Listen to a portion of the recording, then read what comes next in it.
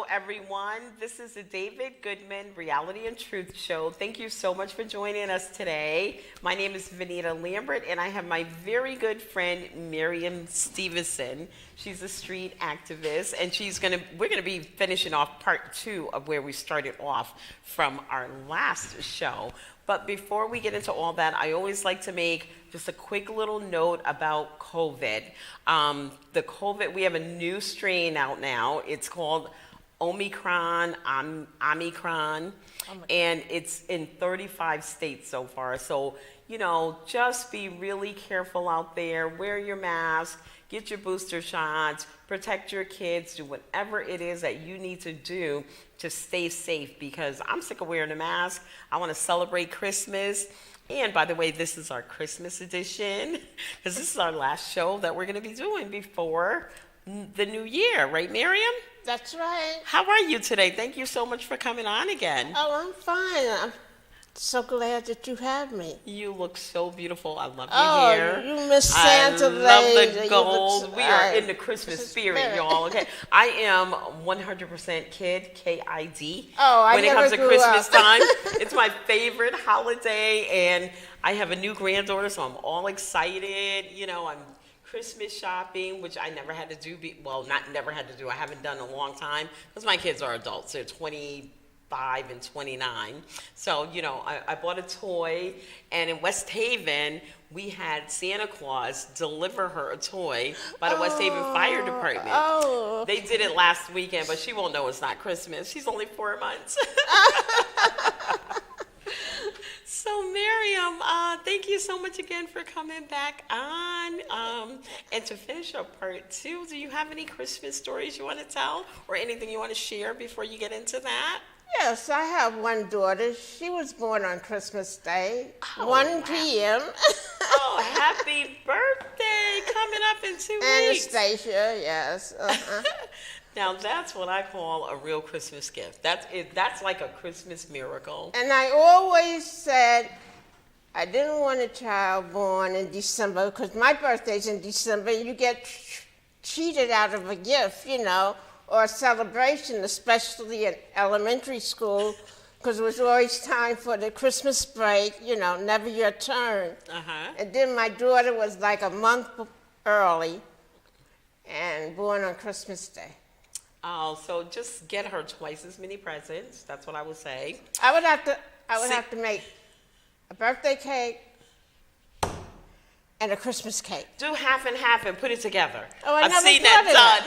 I never thought of that. Do one cake and do one side birthday and one side Merry Christmas. Because my girlfriend at that time was Latin, Ruthie, and we would just buy her 2 cakes.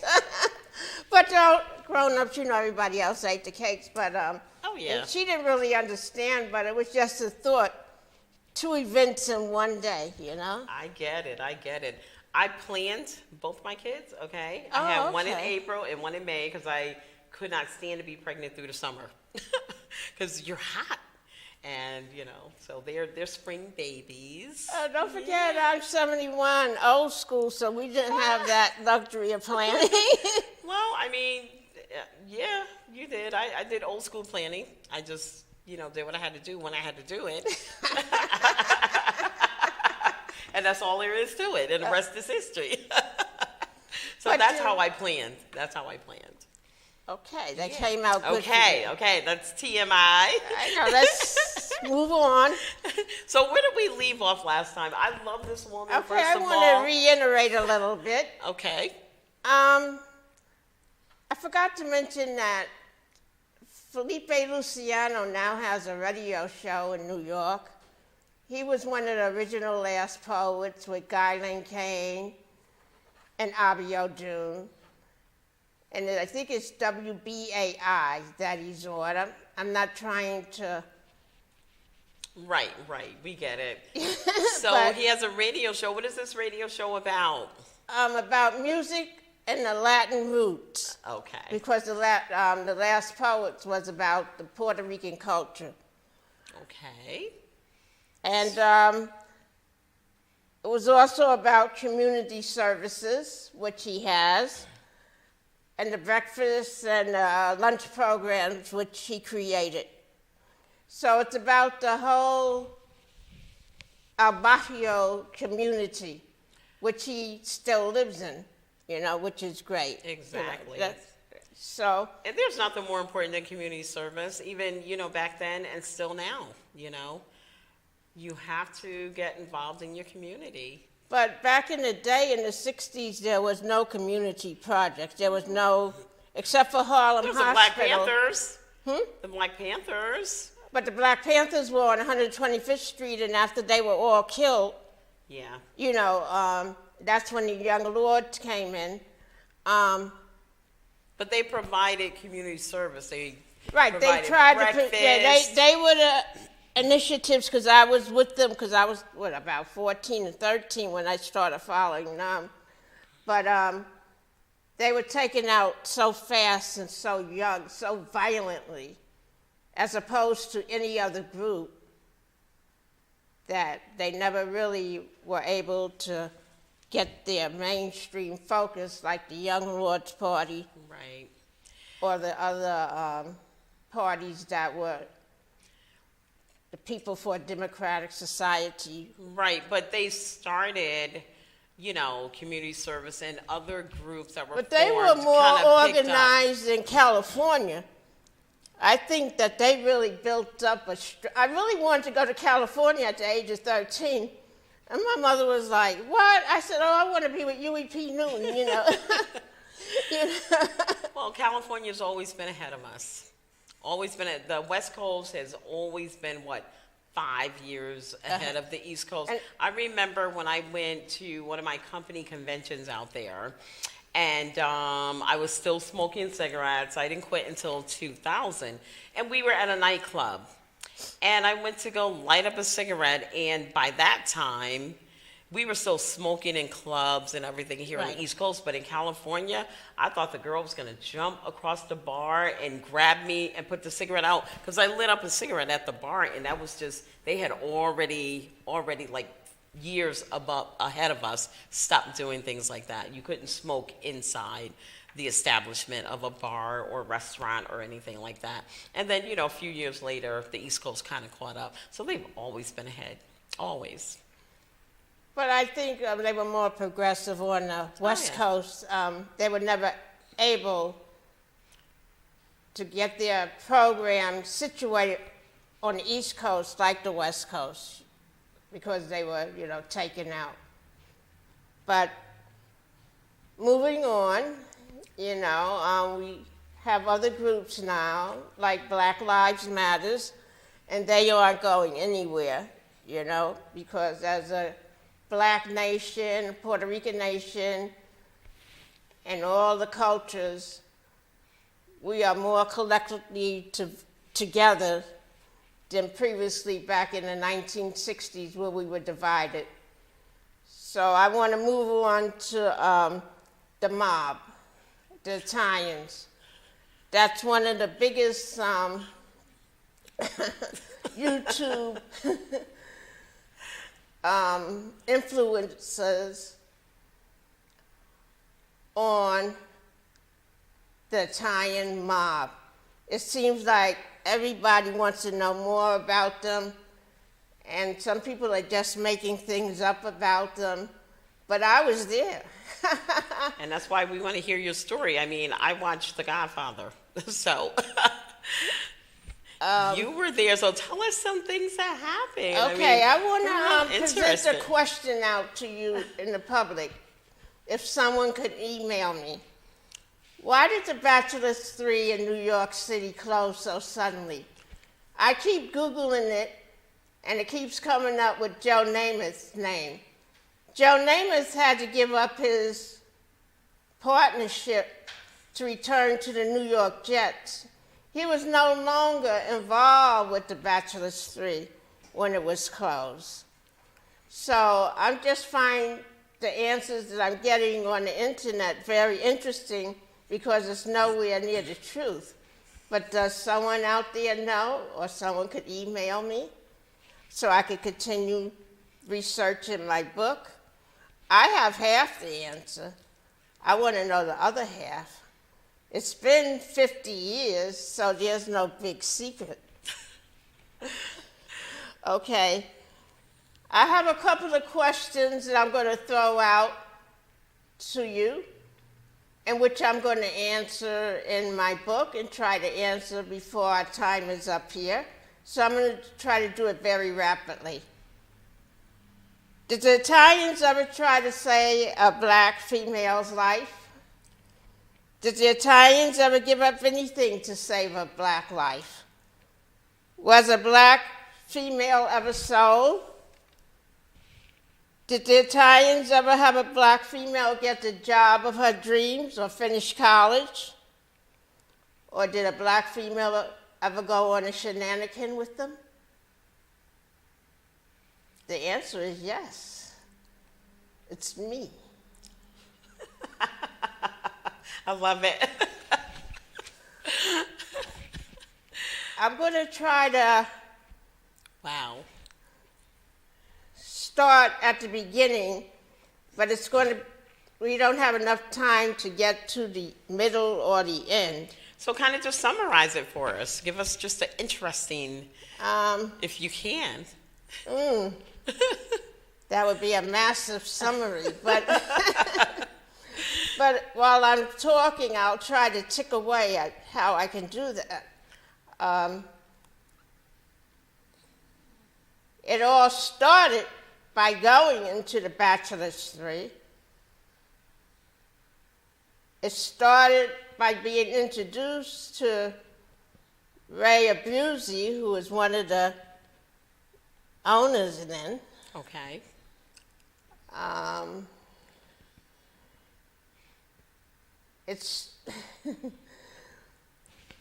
It moved along to a friendship, but then I was young, 16, 17.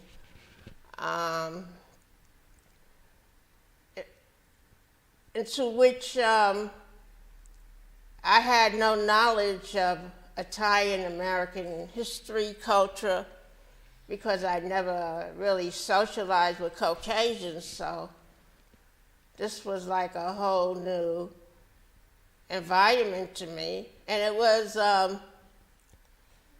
the black male who I was going out with who took me there to make the introduction. So it was one of those tragic giveaways. But me being so naive, because like there's two different cultures on the street, I only knew of the street life where I had to protect the people. I didn't know about the other street life of prostitution, drugs. Yeah, that was their business. That's, that's the only part I think that most people know about the Italian mob, is that all of the, the negative things, just like, the swear words. We know about the prostitution numbers and, things like that. So we don't know about the things that you were asking about earlier, all the good things that they did, not just for Italians, but for African Americans and everybody else as well. And, as far as I'm concerned, Italians are just like anybody else. They, and so is every culture. You have your good, your bad, and your ugly in every single culture. And there are some really, really good Italian people that did good things for blacks and, and so on and so forth and vice versa. So I see that in every single culture.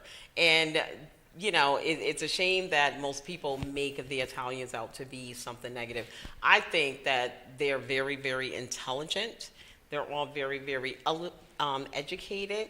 And in my field of life insurance, one of the things that I know they invested in was whole life insurance and universal life insurance, because they were able to, once you invest in those two contracts, you get to take out tax-free cash value. If you leave it to your beneficiary, they get the entire death benefit 100% tax-free, or they could take out out of the cash bucket, they can take out what they put in 100% tax free. And so they dumped so much money into those two contracts so that all of their whatever it is that they did, and I don't have any proof that they did all these things, it's just what I heard, Right. that they did all these things and maybe the money was dirty.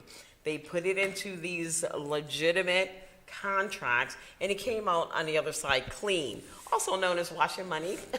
But once you get the money on the other side, then your beneficiaries, your children, can go to, like, say, Vegas and purchase casinos legitimately. So they turned an illegitimate business into a legitimate business through a legitimate process because they are so smart.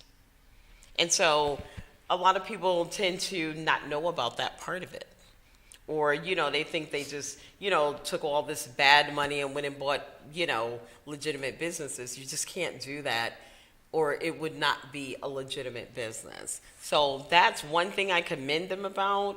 I'm a life insurance agent. I love that. And I try to get everyone, especially millennials, to take advantage of that process, to take advantage of contracts like that, because even if you're not born with a silver spoon in your mouth, you could generate your own legacy through a simple contract, just like they did, or leave it for the next generation. So I commend the mob, and not everything that they did, but a lot of things that they did. And just like a lot of African American people, we as African Americans started out as slaves, and I'm not trying to go back that far, but my point is we started out with nothing, and so we had to adjust to the street life in order to get something or to get ahead.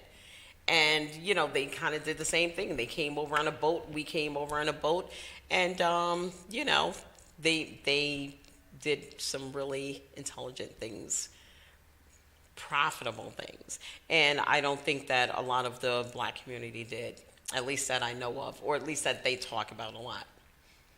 So that's one thing I commend them for, and that we don't know about.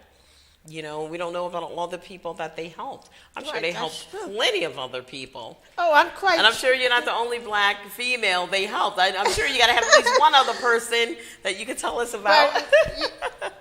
But there was, even being with Ray, I could never have none of my friends around me. Who's Ray?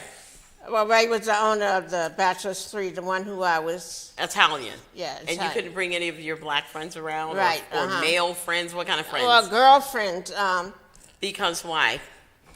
He just didn't want them around.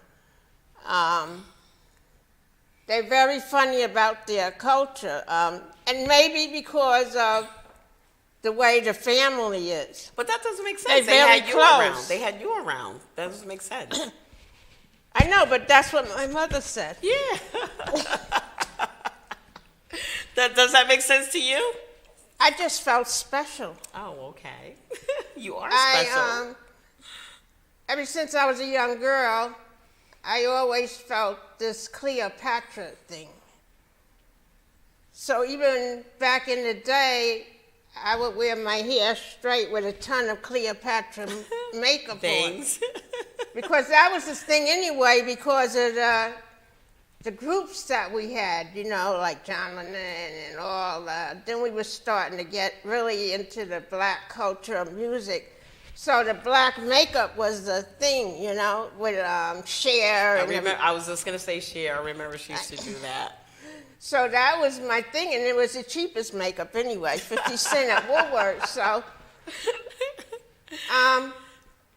I cannot answer questions about why he and other Italians, like Joe Colombo, he helped me, or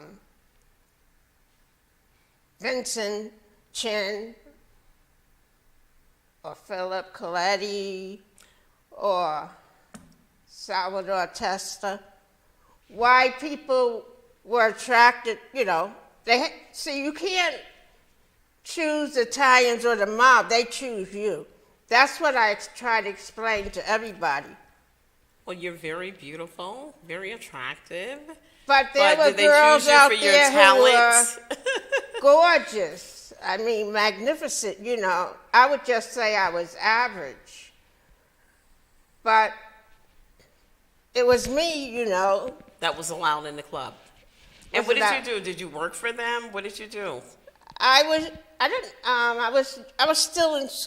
getting ready to graduate, and I was still working part-time at the telephone company. So I was just there being a young girl, you know, because don't forget, they were hitting their 30s, you know. They were 29, hitting their 30s, so I was still ding, ding. But, so I did nothing. Just hang out at their clubs. But as things progressed, life always gets a little difficult, so things happen. And then when I had to stop coming to the club and go to the penthouse, we couldn't meet in the club anymore because the FBI, I went to Bloomingdale's to buy something for my job, and all of a sudden I come out the door and I'm surrounded by 5 FBI agents. But why? What were you doing to... So they said, we have a question to ask you. So, you know, I'm stunned because in New York, you don't see an FBI agent. You only start by the NYPD. They're the courts, the jury, and the executioner. No one, my brother did 3 bids, and he never met a Secret Service federal man. So it was, even in the Young Lords or the Panthers, you aren't taught what to do with a Fed because they didn't exist in our communities. Everything was done by the NYPD. Okay. Everything. So what was your role? I'm missing something here. I'm missing a piece here. You said when things progressed from the club to the penthouse. Well, am I missing something, or that's just a part of the story that you're going to skip over? Or that's what I'm going to skip over. Okay, because I thought it was can't me. say it on TV. Okay, you can't say it on TV. This is reality TV. You can say anything. No, but I really can't. Okay, because that kind of confused me. I was like, what's going on? Okay, so a piece of the puzzle is missing. This is a mystery. It's a mystery. And their question was very profound. Like they said, they were talking about white. See, I never even been up to their apartment. There was nothing sexual for like 5 months going on between us. It was only I met them in the club, and I would come to the club, eat, drink, and hang out. Okay. So I didn't know what they were talking about. So they were talking about these girls up at the penthouse. So the only thing I could think of doing was run. So everybody, all those business people were saying, leave that little girl alone, because I was 16 and I looked 5 years younger, so then I looked like I was 13. So I started running, and I had on my 6-inch heels. I ran all the way back to the club, which was about 5 blocks away. Mm-hmm. And I run in the club, but they never crossed the street to go into the club to say anything. And they were like, what's happened? What's going on? So I told them, they chased me. Mm-hmm. And they said, the number 1 rule, never run. See what they have to say and give us a call. Okay. Never do what you just did. So the FBI never crossed the street, never went into this club. Oh my goodness. Why did you have to skip that piece of the puzzle that's missing? Because it seems like that's good. It is. Tell me after this show is over, because I want to know. So, okay, go ahead. So, because of the incident, the puzzle, it led to other circumstances in which we had to clean up. And just moving rapidly with the story,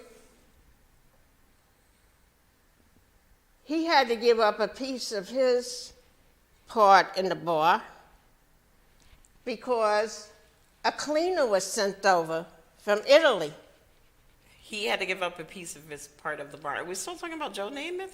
No. Oh. Joe Namath had nothing to do with it. Joe Namath You're had already given. This was Ray Abusey and the other two partners. Oh, okay. That's what, Google's confusing everybody with. Joe Namath had already given up his share to get back with the New York Jets. Then, when the cleaner came,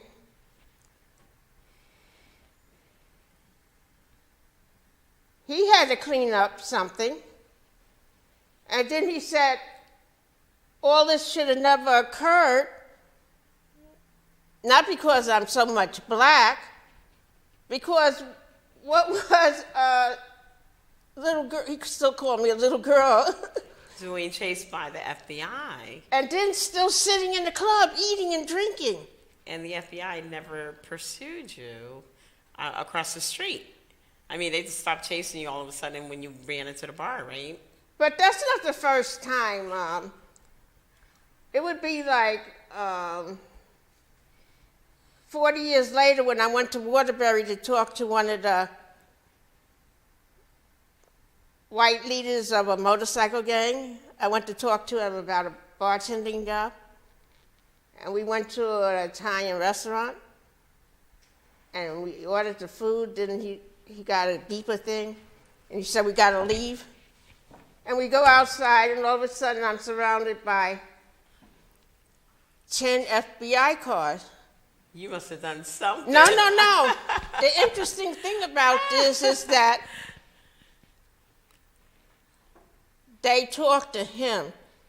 None of them ever talked to me. Because you were 16. No, but this I'm talking about later on in life. Oh, okay, when 40 I years was later, okay. Okay, I was 27, 29. Okay. So maybe in their code they have a thing. Don't talk about if a black woman's with a white man, and he's a gangster, motorcycle activist or killer, whatever you want to call him. Right. They how would they even know that? There's so much Oh, interracial marriages, and, Oh, and no, I no, love it. but I love it.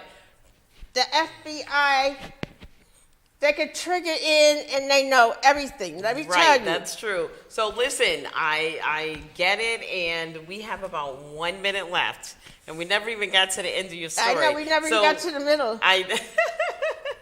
So that's okay, because there's plenty more shows. Okay. You're welcome to come back.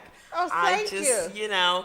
I just want to be able to maybe not skip so many pieces of the puzzle so that we could get a clear understanding of it. Right, Because because it I sounds haven't been really able to talk interesting. to- yeah. But since we have like about 30 seconds left, I want to take this opportunity and thank everybody at Soundview TV for allowing the David Goodman Show to go on so that we could bring all these stories and all these guests on. And I want to especially thank Francisco, our technician, for always being here for us. And I want to wish everybody a happy and safe holiday season. I have the same wishes too. And I want to thank the organization because they hired me at my old age and found me interesting. I have a part-time job here. Well, so God blesses you in certain ways. Thank you. And I take this, and it is all because I was on her show. So blessings come, and I always believed in that. Thank you so much for joining the David Goodman Show. We're on your side all the time. Happy holidays. Happy holidays.